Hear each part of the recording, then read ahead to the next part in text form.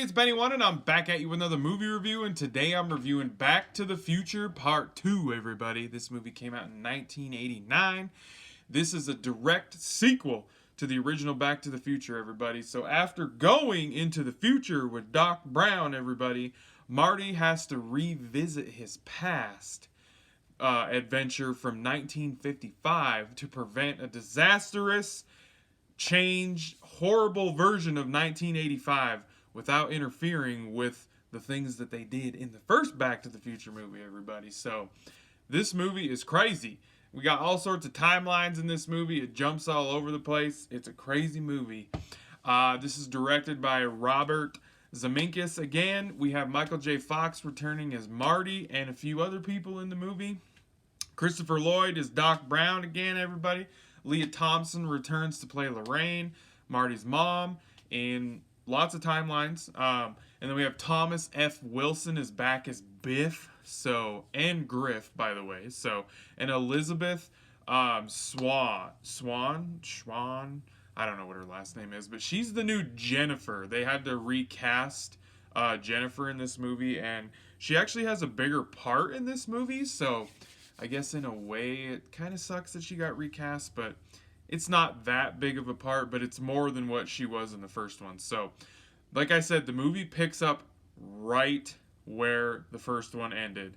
And so the movie has basically three main parts. We have the first part where they go to the future. They go to 2015.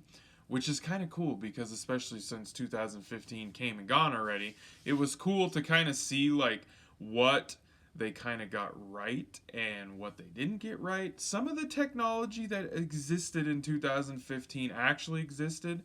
They kind of got it right in the movie. The hoverboards, not so much. The hoverboards that we have today are actually on wheels, so we don't actually have flying cars and hoverboards and clothes that literally like shrink and fit to your size and dry you off and shit like that, or shoes that automatically just tie and lace for you when you push a button.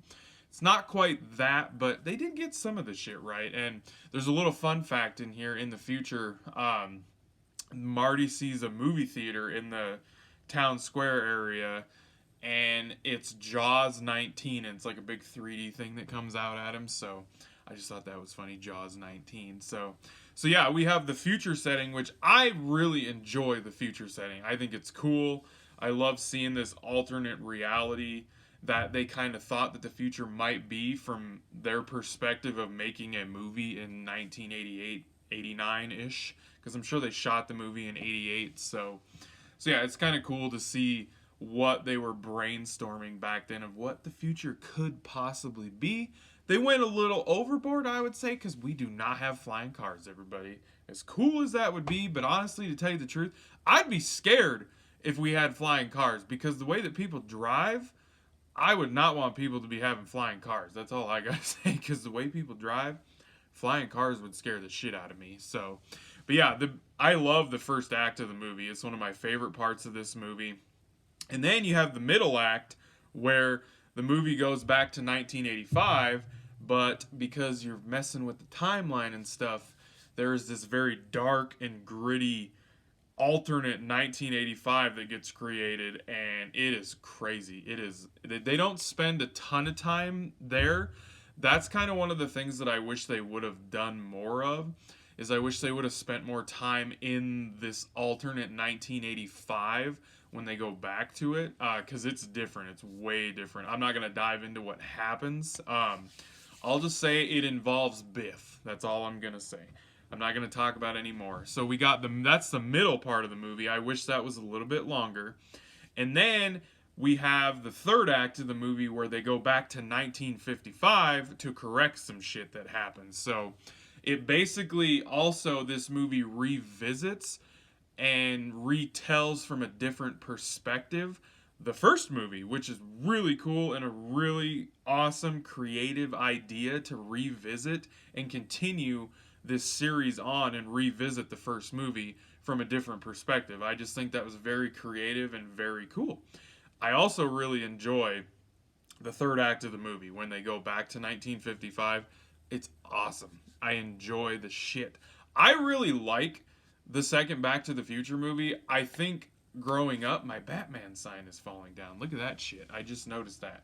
Come on, sticky tack. But yeah, so I've always enjoyed the second one more growing up, but I will say now after rewatching the three movies, the first one is the best one out of all three, without a doubt. It's the best made, the best quality one. Everyone was on their A game in that one. So, but I do thoroughly enjoy this second one. They're all good movies. They really are. The only thing is I feel like with so much going on in this one, like I said with that middle act, I feel like this movie could have benefited from being about 20 to 30 minutes longer, to tell you the truth. If they just would have spent a little more time in that middle act of the movie and kind of just hanging out there and flushing it out just a little bit more, or even the future, if they would have spent a little bit more time in the future, I just think the movie would have benefited from having about 20 to 30 minutes more into the movie. So, but back then they didn't really make movies super long. So yeah, I mean, overall, I enjoy this movie. I think it's fun. The future part of it's awesome, and then going back to the first movie, like I said, through a different perspective, very creative idea. So I enjoy it. I'm gonna give this movie an 8 out of 10. Everybody, I don't quite think it's not as good as the first one. So, but yeah, an 8 out of 10. It's still solid, still entertaining, still fun. So yeah, everybody, woo! Batman. All right, everybody, I'll be catching you on the tube laters because I have spoken.